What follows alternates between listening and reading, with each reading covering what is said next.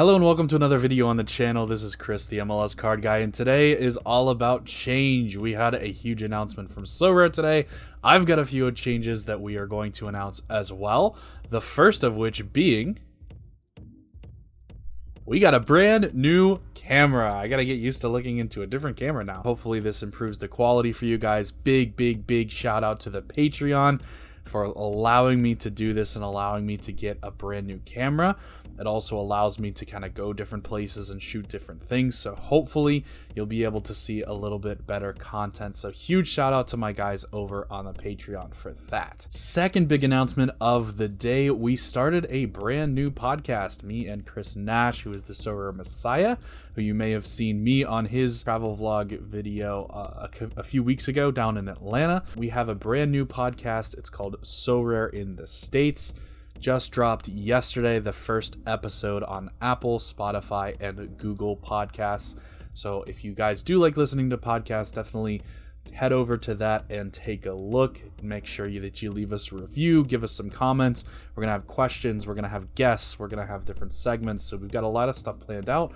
Hopefully this is just the first step in really trying to bring the global game to the United States. But now for the main part of this video, we are going to be talking about the huge Sorare announcement that happened a little bit earlier today, giving you a little bit of feedback, giving you some reactions, some maybe different strategy points that that'll hopefully help you guys kind of build into the future. So we're going to go ahead and jump over to that now. So we can see, first of all, we're just going to get some of the cosmetic stuff out of the way. This is really cool, actually, the new designs on the cards. I really like these. I know exactly what scarcity the card is when I first take a look at it, but it also has a little like design element to it, right? Like there's a little uniqueness. There's 5 different kinds of cards as well. They all kind of do the same thing, but just from a design and aesthetic standpoint, I think it does look quite a bit better. So kudos to Sorare on the designs for that one. We have the new mobile app also coming out. They're going to start beta right now, and then they'll roll it out to everybody here. It says within this quarter. So the big thing with the app is going to be the notifications. That's going to really help when you're trying to buy players. The Sorare data app will do a lot of this as well. Maybe you can have like a notification if you don't have a team set. That would be pretty cool. I think the notifications is definitely the big part of that, and also just making it very user friendly, making it very easy to share on socials, I think will also really help add new users. It'll be more kind of cohesive and a better overall product. So definitely kudos to the team for coming up with the mobile app and getting it and taking their time with it too. That's the other thing. They didn't rush this. They're really still taking their time, still testing everything out. They want to make sure that they do things right. So I think they do have to be given quite a bit of credit for that. Obviously near and dear to my heart, I was cheering pretty loudly when the Major League Soccer announcement was made. In all practicality, this doesn't really change too much. All it does is put the team badges on the cards. But for me, still a great feeling to have that DC United card. I might just have to outbid everybody for that first DC United card with the first badge on it. We'll see. We'll see how much money I have to just blow, and we'll see who the player is as well. But really cool. This means that MLS is hopefully going to start partnering up with the league in the same way that La Liga is, which would be really cool to get tickets, to get experiences, to get all of this different stuff. Really, that would be very awesome. So definitely from a Sorare perspective, it's a great thing. It'll help to bring a few new people onto the game as well. But I think this is actually probably a bigger deal for the MLS side than it is for the Sorare side. All right, so now we've got the meat of the announcement here. So first of all, rewards. So they said that they're going to be a little bit better with communication, which obviously is very helpful. They were very good with communication up until maybe 6 months ago. Kind of fell off a little bit. Hiring new staff, everybody's turning over. We can kind of understand that. These things happen. Hopefully that phase is now gone and we can move forward with very good communication. So the game week calendars, I think, are very helpful, and they've released the first game week calendar, which we will go over here at the end. So we're going to skip that for now. Card allocations, so they've given us 40% of the card supply for rewards. I don't know if that's a lot. I don't know if that's more than we had, less than we had, the same as we had. I mean, it could just be that they've just put this number out there and that's what they've been doing. So I don't know. I hope there's more rewards. I hope there's more stuff in this for us. But the way that they kind of word this doesn't make me feel real confident that they're really ramping up rewards. They say there's many factors that impact card allocations of particular players. So 40% sounds like a lot, but it doesn't really, I don't feel like they're really raising it too much, or else they would be making a big deal of raising it. The other thing, tying ETH to the US dollar, there's good and bad to this. So obviously 25 and 50 is not quite as much as we have been winning with thresholds. Potentially that's a little bit unsustainable to get the amount that we have been getting. So 25 and 50 is not the worst thing in the world. However, this also means that as ETH continues to go up and continues to progress, the rewards will go down. So they will actively actually go down. So we're almost at this point, there really is no more interest for us to want ETH to go up. We actually honestly want it to go down now with all of our different cards. Every time ETH will go up, our cards will go down, and even the prizes now will not go up. Good news with the ETH thresholds being tied to the US dollar, it means they're sticking around. We've confirmed that it's going to be here through at least the end of December 2022. After that point, obviously they have not planned that far ahead, but hopefully that means that they will stick around. I personally wanted the thresholds to maybe drop down to the limited division. That makes a lot more sense to me. Even if you are going to drop it to 25 and 50, you could even drop it a little bit lower, honestly. You could drop it to like 10 and 25. And I would be okay with that if it were at the limited level. But now you put in the rare level. You also, which we're going to talk about a little bit later, the common cards are not going to be allowed in the rare level anymore. It's going to make things very difficult, and the ETH thresholds were always supposed to be a progression. They were supposed to be, you start out at the bottom, even if you don't have a huge budget, you can grind ETH thresholds until you get a little bit of a budget, and then you have something to play with. But these aren't at the bottom anymore. These are, you have to get all the way through the limited tier, you have to get all the way up to the rare tier, you have to buy a rare goalkeeper in order to even have a chance to start getting these $25 and $50 rewards. It's great, it helps keep the market the way that it is, but it's probably not the best thing to do long term, in my opinion. Now, that's not to say that things won't change at some point down the road, but just for me, I'm wanting this game to make sense for the long term. I don't want to have to explain to somebody who's new on the platform why there's only a random cash prize on the rare level, and there's nothing at super rare, and there's nothing at limited. It really doesn't make sense to me. It doesn't flow very naturally, and hopefully we'll get to that point where either the thresholds are removed or they'll be dropped down to the limited, which I think makes a whole lot more sense. Then we have the gameplay update, which is a really exciting thing. They're launching a few new leagues, which is pretty cool. They have the Underdog League. It does say that they'll vary, so this week, the newest Underdog League, the first Underdog League, will be a maximum of 40, but it does say 45 and 50. It also says that the requirements and scarcity is going to change. So it's not just going to be 4 limited cards, which is great. That's going to give some of these super rares that I've been holding on to forever, is going to give them some utility.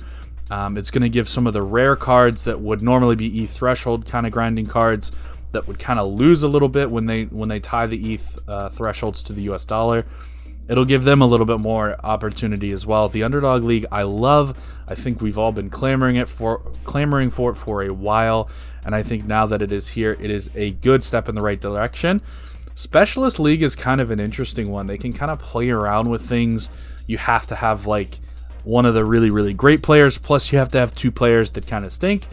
Or, you know, it could be 2 players that are really great and 1 player that stinks. So you can kind of play around with the scarcities, and you can kind of move your team. You don't just have to buy the best players, and you also don't just have to buy the worst players. You can kind of mix and match your team, which I think is really, really cool. The other thing that I don't think a lot of people have really seen, a limited number of players will be allowed from the same club. What I have seen is 2 maximum. So no Bayern stacks, no Ajax stacks. Huge. I think this is great. I think they're testing this to really see if this would work in some more leagues, and I think this is a really good step in the right direction. Now we get to the rare division updates. So the main one here is common cards will no longer be allowed. Again, this is going to start in August, it says. So you do have a little bit of time, but this is going to obviously impact the goalkeeping price. So the big upshot of this, I think it impacts the rare goalkeeping market. Those become even more scarce. I've seen Sorare Data put out a chart, I think that they said 80% of the rare all-star division, or the rare all-star, the E threshold league, 80% of those teams had common cards listed in there, and I would assume most of those are going to be goalkeepers. So if you're talking about more than half the site needs to now get a rare goalkeeper, those things are going to skyrocket in price. It also is probably going to drive a ton of people down into the limited, which I think makes a whole lot of sense as well. So I think limited really wins. Rare goalkeeping really wins. I think the huge loser is rare, just normal rare cards. I think a ton of people are going to be really turned off and not want to play rare because the goalkeeping position is going to be so expensive. Nobody is going to want to pay for anything else. They're going to have to sell their entire team in order to just pay for a goalkeeper. I think it's a step in the wrong direction here. I think removing commons from rare was a good idea. That's one thing that I would do. However, I would have done it with something else. I would have thrown in a limited pro. I would have thrown in, commons into the limited leagues. I would have thrown in thresholds moving down to the limited leagues. Something else that doesn't just, all this does is take away potential options, right? There's nothing that they're giving back with this particular update. There's nothing that in conjunction with this is going to kind of keep the market stable. So this one I think is kind of a mistake, if I'm being completely honest. But we'll have to see how things pan out. We'll have to see how things come to fruition. It's possible that it drives everybody out of the rare market and it makes rare prizes a lot easier to win. You never know. You never really know with these things how they'll kind of shake out. It doesn't happen until August, so plenty of time to prepare on that end. Legends Challenge is a really good thing. Obviously a step in the right direction here. They brought out Legends cards. They haven't had any utility for quite some time, and now they are going to have a Legend Challenge in Game Week 260, which is really exciting. I don't have any Legends cards personally, but I know a few people did kind of load up on them, and now they are going to be a part of the game. And then lastly, we're just going to quickly go over the calendar for 260 to 263 and just kind of the new things. So obviously we've got our All-Star and our U23, Champion Europe, everything like that. But the real stuff is going to be down here at the bottom. So this is 260. This comes out a week and a half from right now. And there's some really interesting things on here, right? So there's an Underdog Limited. So Underdog, remember, and this week it says also last 15 score of 40 or below. That is a very, very low score, guys. That's tough to get below 40 and still have a productive player. Specialist Limited. So Specialist in this case, max one player above 60, and you have to have at least two players below 40. That's the same rules as this Specialist in Game Week 258 coming up here. There's also no captain and there's no stacking. So interesting kind of moves here. And this is kind of interesting as well. It's a Specialist Limited, but they have rare and limited prizes. So I think they're going to make these kind of the way that you move up in the rankings. If you get a really good limited team, I think Specialist Limited is going to be where you want to put them. Underdog Limited, I think, is going to be more tier 2, tier 3 type prizes. And it's going to be for those guys that are just starting out, that are just putting in their first team. Maybe this is a great league to kind of start your first team in. But we'll have to see how these things develop and where the prizes come from and all that kind of thing. And then we've got Legends Challenge, and you can see the different divisions here. So Legends Challenge Limited and then Legends Challenge Pro, which I assume is super rare and rare. But they're giving out signed jerseys, which is really cool there. Some different things that they're giving away, and then they're giving away super rare cards in a limited challenge. So Legends may actually have a ton of utility if these prizes end up being pretty good. If you can get limited Legends and win super rare cards, that's pretty awesome. Then for 261, they have the midweek. They just have an Underdog Limited and a Specialist Limited. I think this is going to be most of the midweeks. I don't think they're going to go too hard on these new things. I think they want to save those mostly for weekend type fixtures. Limited and rare again, and then again the same rules here. Underdog is actually different. It's a 50 overall in the last 15. The specialist looks like it's the same. 2 players under 45 this time, and 1 player above 60. So they kind of lowered that, and I think they raised that. So interesting little tweaks that they can make game week to game week. So it'll be really important to kind of pay attention to the rules and see who you can enter into these things. So next big game week is 262, and they've got some interesting things down here too. And one that I'm really interested in is Underdog Super Rare. I think these super rares are going to start flying because I have seen them and they can absolutely rack up points. They're just not they can't rack up points with the really big dogs. But an Underdog Super Rare League is really interesting to me. Underdog Limited, Specialist Rare as well. You can see the rewards over here. And again, they kind of can mess with the last 40 or a 40 score and a 60 score for the Specialist League. They also pop the Underdog back down to to a 40 out of the last 15. And then 263, another midweek. Nothing really crazy going on here. So again, I think for the midweeks they're going to pop the score up because there's just not that many underdogs. Whereas for the weekends, I think they're going to make Underdog a really low threshold because there are a ton of them out there. So overall, this is a big step in the right direction. I'm really excited to see where we go from here and the different things that we add on to this announcement. The communication hopefully is there as we move forward. I've been one that's been saying be more patient. You know, they're hiring a lot of people. They can't always communicate everything perfectly up front. Hopefully this is where we start to get back into that, you know, bringing out new stuff, bringing out legends, bringing out limiteds. There was a time when they were just announcing stuff every month. It seemed like there was something new. We haven't really had that for a while.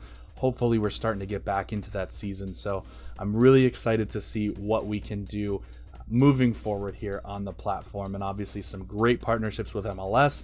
Great week to start the world's first Sorare MLS podcast on the week that Sorare and MLS are announcing a partnership. So definitely check out the pod. Definitely check out the Patreon. Big shout out to you guys again for the new camera. Hope you guys enjoyed. Until the next time. Vamos United.